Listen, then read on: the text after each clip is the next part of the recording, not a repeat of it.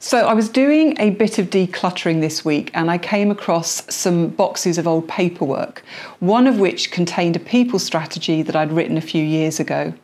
Oh God, I'm so embarrassed. It was so boring and long and complicated and full of HR jargon. It had 6 people priorities linked to 6 values and behaviours, and each of these had numerous action plans, projects and targets. So I would just like to apologise to any of my previous team members and colleagues who might be watching. I am so sorry I made you read all of that and then sit through the presentation. Now, of course, we work in complicated businesses with a myriad of issues, but the people strategy shouldn't be a remedy for insomnia.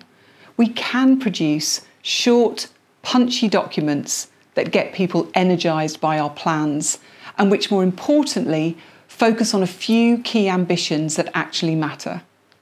Now, I hope I'm not being too naive when I say that any HR strategy really only has 2 key questions that it needs to address.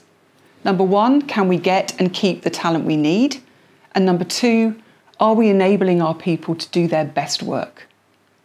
Let's look at these in a bit more detail. So first up, can we get and keep the talent that we need? A people strategy should articulate a powerful employment brand that differentiates us from the rest.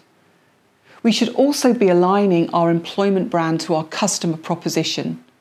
Misalignment with your external brand is a recipe for disaster. Just ask Brewdog, and should be tackled. The strategy should be clear on the future skills required and how they will be brought in, developed or retained.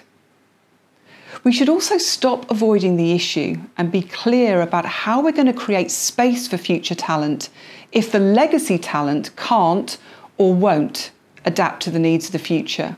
You know, most HR teams we work with have this huge issue hanging over them, but it never appears in the strategy because we're worried about upsetting people. And yes, the strategy should address the basics like reward and conditions if these are preventing you from getting what you need in the market. But it might also need to consider how else you deliver, through AI or the gig economy, for example. So secondly, are we enabling our people to do their best work? If there's one area where your people strategy should focus, it's this.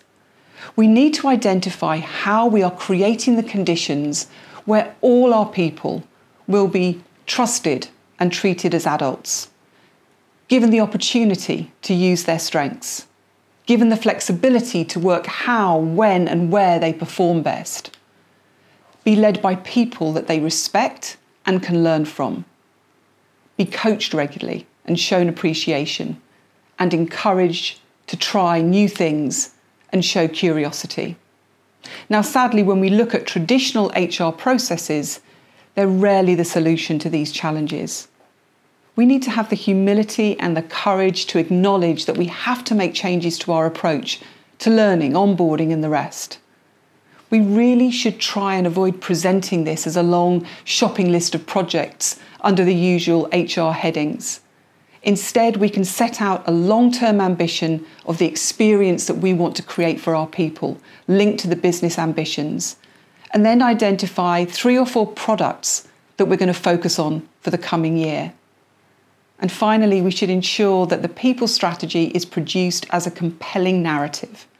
We need to learn from our marketing colleagues who usually do a great job of combining key bits of data and visual stories to truly engage our readers or listeners. So a great people strategy tells a compelling story around how we will get the talent we need and how we will help them to do the best work of their lives. That's a strategy to be proud of.